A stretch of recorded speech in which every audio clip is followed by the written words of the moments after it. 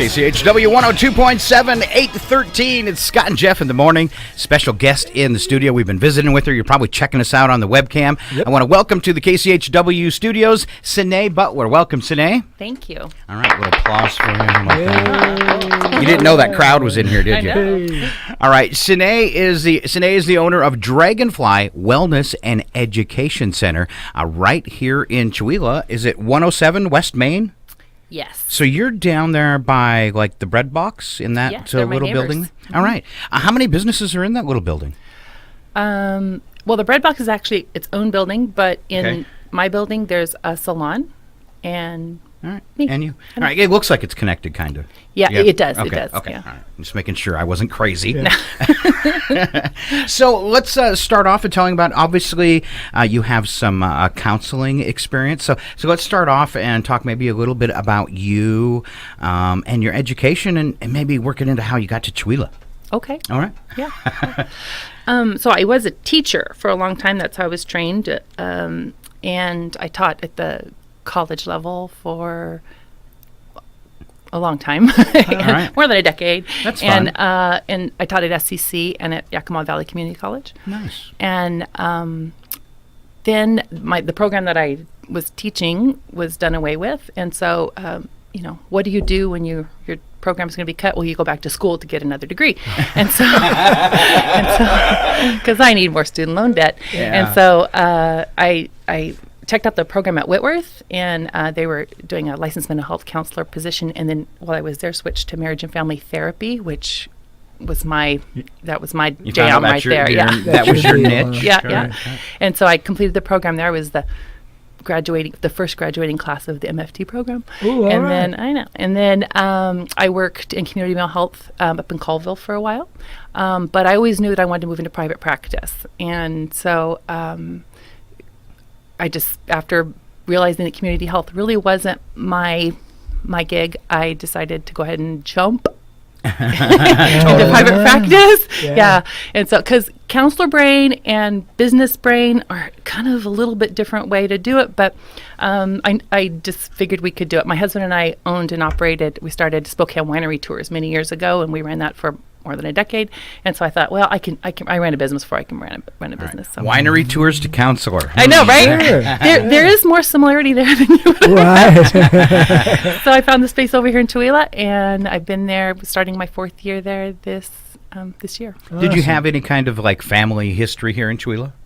No. Well, we bought my parents' place in Springdale, so we actually live in Springdale. Okay. But Chewelah is the closest big town. Yeah, big time. I like that. Well, it's a good central location for the county and stuff. Yeah. All right. Did you have any kind of history around the area that brought you here? Where were you originally from? Well, growing up, I was just a vagabond. I grew up mostly between Central California and Alaska. So, yeah. And then we were 13 years in Spokane. So this, Stevens County really, for an Alaskan girl, feels like home. Yeah. Oh, I bet. With better weather. Yeah. Especially this year, right? We've had other guests. Emily, wasn't it, from Alaska? Yes, I think so. Yeah. Or at least she was And working. She was something working up similar. there. Yeah. She'd been working up there and said. Yeah. And she was just picked Chewelah because it was cool. Yeah. There's a lot of expats here. Right. Yeah. So now you started your practice about 4 years ago here in Chewelah. Yeah. And it's grown. You started off with just you. Mm-hmm. And now you because you said this off mic and you're really excited about it. Yeah. So now you've got helpers. I do. I have staff. I have an administrative assistant who is able to work out of her home, which was like her dream. Pat Robb, she's up in Kettle Falls actually, which is interesting. So we don't actually have anybody full-time in the office. Okay. We do a lot of in-home services. Nice. Oh, sorry. And, people do that. They get nervous and they start smacking on the counter. Sorry about that. Yeah. And I have clinicians working for me and with me, and so we're able to provide a wider scope of services to the community. Nice. Yeah. I was totally impressed with your list of services, and we'll get into that. But tell us, I guess, maybe like what, because I liked your mission statement. I had a couple statements in that statement that really reached out to me. So share kind of your goal and your mission with this business, this thing you started. Yeah. So, I'll start with the dragonfly, what that means. Okay. So dragonfly in every culture is a positive totem. And I just kind of like, ba-bong, had this, almost epiphany about that's what my business should be. And dragonflies have many eyes. And so they speak to enlightenment and opening up your eyes and that kind of thing. And then also, the dragonfly starts life as a water creature and then transforms into a creature of flight, right? And really, that's what therapy is about, is having that transformation, that change. And what we like to do at Dragonfly is come alongside our clients and really help them through that change. We therapeutically love our clients, and I mean that's really we meet them with grace and because that's how people change, is by having that strength-based, positive support. I mean, and we have all the clinical training, but really our strength is that we come alongside of our clients with love and grace and really support them. Nice. I noticed when you walked through the door, because I was walking up front to make sure it was unlocked, you have, people think, oh, that's Scott, that hippie. You've got really good energy. I mean, right when you walked in, I just felt it, and I can tell just sitting here, and if people are watching the camera, you're very passionate about what you're doing. And we had some phone conversations and really talking about helping people. Mm-hmm. And when I run into people that's their goal in life, is helping others, it makes me excited. It makes me hopeful for the human race. So thank you. So let's talk about, I was really impressed, and I'm going to apologize too. I had no idea this service was available in Chewelah, or that these services. I knew we had counselors and stuff like that, and I know we've got some counselors around town that do things for the state and that type of stuff. But I didn't realize that we had this thing that was really, wide variety and open to everybody. So I want you to go through and talk about some of the different services you offer, and maybe help us, the difference between like counseling and wellness, and kind of how that works. Does that work? Yeah, thank you. Okay. So we offer individual mental health counseling. We offer couples counseling, which is kind of my little niche or however you want to say it. I made a recommendation. I'm going to just to interrupt. Yeah. I made a recommendation to a friend, and it's before I knew that you were here. I would have said, and maybe call this place. Yeah. Because I have a friend who is getting married, and he's very religious. And I just made the comment to him. I said, would you do me a personal favor? And I said, get counseling that is also outside the church. And because I think that's, because I think every, depending on the church, that advice you could get could come from maybe a really biblical standpoint, not to be insulting, rather than a real world life place. It kind of depends. And I don't want to be insulting too, but there are a lot of, let's say, different levels of people in churches that are out there giving counseling that aren't actually educated for it. So that kind of concerns me in a way, and I care about this person. So I said, hey, do me a favor, and because I've been somebody who's been divorced 3 times, and you're just starting out in life, do me a favor and get all the counseling you can, and from different sources, so you're very well-rounded with it. Get that counseling from the church, but also get something that isn't involved. And is that a good thing, do you think? I see you shaking your head. I love that. I love that, So statistically, a marriage is going to be more, I can't remember the numbers right now because I'm not a numbers person. Your marriage is going to be more successful if you have premarital counseling, right? So sometimes when people show up in my office, they're already kind of in a hurting place, right? Sure. But as far as getting pre-marriage or marriage counseling from your church, unless you're, so I'm a Christian. I grew up in that tradition, right? And so I went to Bible college, so I know people who are pastors, right? Okay, all right. A lot of them. And they're not necessarily trained to do marriage counseling. So what we say, like what I always say is, I am a clinically trained marriage and family therapist that is informed in the Christian tradition, right? And so we bring that in there. And so to exclude either one of those when you're a Christian can be daunting, because we kind of have these beliefs, right? Sure. About we don't want to go to the non-Christian kind of when we're talking about marriage, because Right, we yeah. tend to be a little more traditional, right? In our expression of marriage.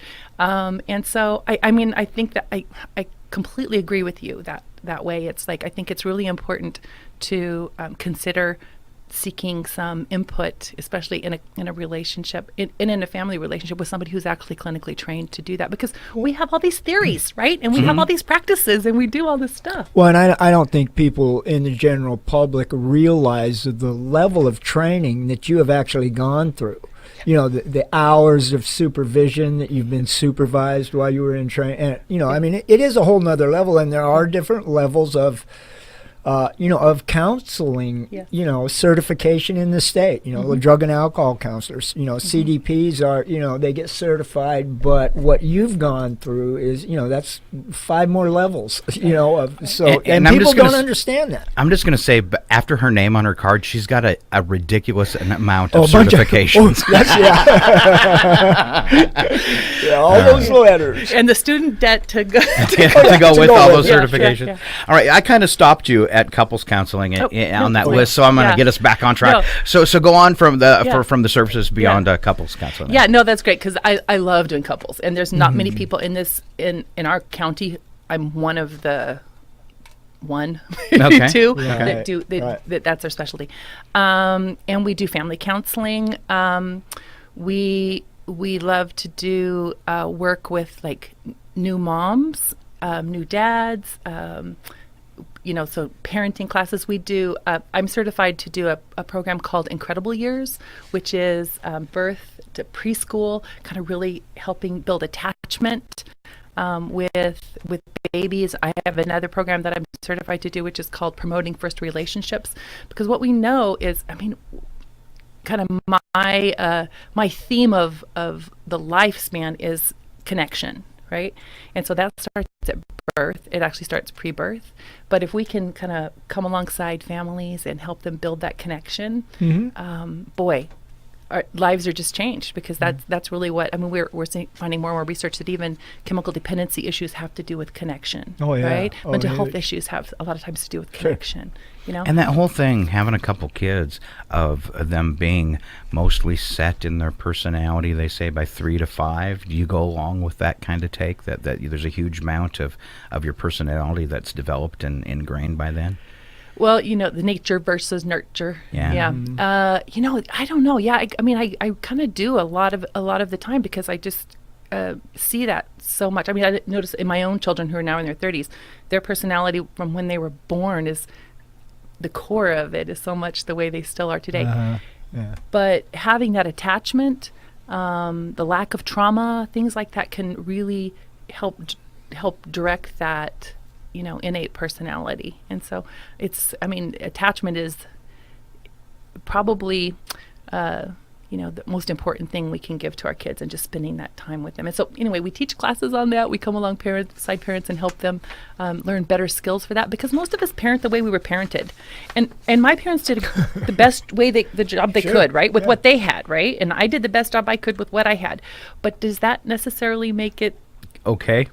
No, it doesn't. right? Yeah.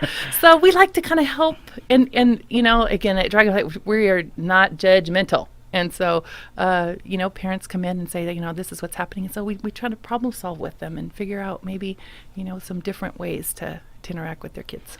All right. Keep going. Oh, okay. On your list. Oh, let's see. We love to, we do have some like doula type, which is, like prenatal. I like to come, there's, moms in this country, sometimes we eat each other. I mean, we have this, there's this almost adversarial relationship sometimes with moms. I mean, we could be really mean to each other, and just like really judgy of each other. And especially on Facebook. Oh my gosh!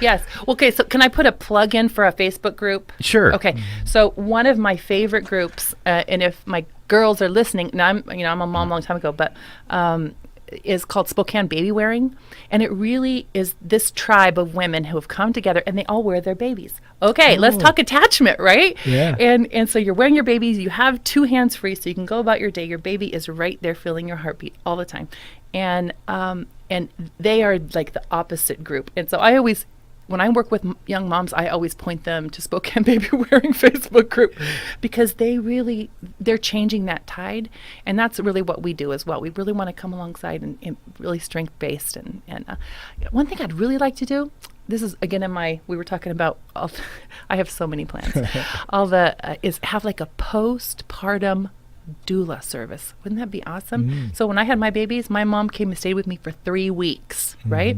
Wouldn't that could drive you crazy right there, though. Well, I didn't know how to do anything, right? I didn't know how to change a diaper, how to feed that baby. Nice. And so, you know what I mean? But wouldn't it be awesome to have that kind of like service? I was a single dad. Oh, yeah. With a baby. Oh, yeah. And I so guys really have no clue what to do with a baby anyway. Now I'm a single dad, so what did I do? I moved about a half a mile away from mom. There you go. Yeah. You were a smart single Yes, dad. exactly. Yeah. I was like, man, I ain't gonna be able to do this. I'm gonna need to be close to mommy. I need some lessons. All right, so a wide array, even things like autism spectrum disorder. Yeah, we a friend of mine has worked a lot in that area, and so we call her in for consultation, and really she was working more with me, but she has her own practice now. But definitely we have another clinician that really works well with that population. And let's see what else. I'm going to just do the list real quickly, Okay, and then I sure. have some questions for you. So Sure. we already talked couples counseling, depression, anxiety, transitions of life, sex and sexuality therapy, ADHD empowerment, the autism spectrum disorder education, grief and loss, childbirth, home birth, doula services, breastfeeding, infant and mental health, parenting, education, and support. That's really, really, really important. Homeschooling support, and we'll come back to that. Empowering life choices, non-traditional family structures. Now, when you were talking about the couples counseling, you were talking about very traditional stuff, and that made me think, well, what about same-sex partners and that kind of stuff? So would that be falling under the area of non-traditional family structures? Yes. Because I can imagine that can be, if you're in that kind of relationship, and you want to do something like couples counseling, that's got to be, where do I go kind of thing. So. Right, yeah. Especially in Stevens County, right? Yeah, I mean, you hesitated, but that's exactly true. But Yeah. but even Stevens County is becoming more progressive. Yes, and we are becoming more diverse. Yeah, and so yes, absolutely. We have a lot of experience between all of us in working with and coming alongside non-traditional families. Excellent. So what is empowering life choices? Helping really people figure out kind of what direction they want to go, setting goals. I don't know why we don't teach goal setting in school. It's not, but Yeah, right. and so just coming alongside to making those choices and then helping them implement them. So kind of life coaching. It's kind of like I think what I need because being a single guy and there is nobody around to kick me in the butt when I need it. There really isn't. Hey, Scott, you should be taking care of this. Hey, Scott, you should be doing this for yourself. Whatever. There's nobody to kick me in the butt. Right. Yep.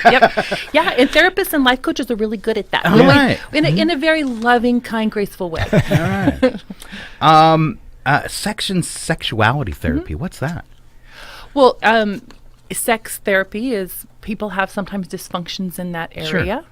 Right. And so We can talk about this in a clinical thing. It's okay. Yeah. Okay. And so, I'm trained as part of a marriage and family therapy to, and then have some, additional information about that to come alongside people and help them figure that part of their life out. Because, I mean, in a marriage, that's always a symptom of something. There's something else going on, right? Because that's one of our levels of connection, right? That's how. And so when we're feeling disconnected from our partner, we frequently see it showing up in that area. So there are interventions that we can talk about and work through. We set those goals every week, and this is your homework. And that's pretty good homework sometimes. Yeah. Now, here's I hope you're going to think this is a good question. The stigma that goes along with mental health. Yes. I think, as we get older, we become more acceptable of that in our minds. Especially, I don't know if Jeff will step up for this one, but guys, once we hit 50 and over, we start getting a little weird. And I've talked to friends about this and stuff, where it could be subject to guys that are afraid to talk to, but I'm not, is that we get a lot more emotional as we get older, and I think a lot of guys are afraid, to show that, to deal with it. I mean, I could watch the most tragic movie and never have a tear in my eye, and now a sad commercial will make me cry. And I actually struggle with that. I won't go to a theater and watch a drama because I don't want to bawl for 2 hours in front of people. Yeah. So there's a lot of stigma. What would you say to help people get over that if they're like, I want to do this, but I don't want people to know. I don't want to, I don't want to be that person who has to get help. Like it's something horrible. Yeah. Well, when you were talking about like the changes that y'all have had kind of as we age, one of the things that counselors know is that we are all in a developmental stage in life, right? And so coming along, Mr. Erickson. Yeah, exactly. Yes. Yeah. And so developmentally, sometimes that's really appropriate. And so normalizing it is appropriate. Yeah. And people don't recognize that. That's right. Get spooked. They need to know that. Yeah. And that's where they can find that out is from you. That's right. Yeah. I mean, really. I mean, No. that's what. Yeah. Sure. I've got one for you. Quick question. Or I'd kind of like your thoughts on it.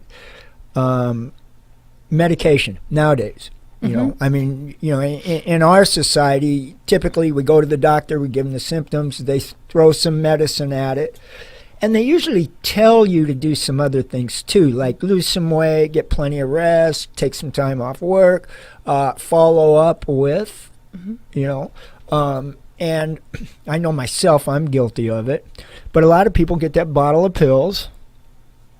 This is going to fix me. I don't need to lose the weight. I don't need to, I don't need to follow up with any hours. So how do you guys, when you get people in, and they're suffering from that stigma of, the whole medication routine and all of that stuff.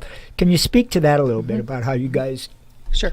So when someone comes in, especially with an individual with kind of, the way we do couples and families is really different than when the way we do individual mental health counseling. Mm-hmm.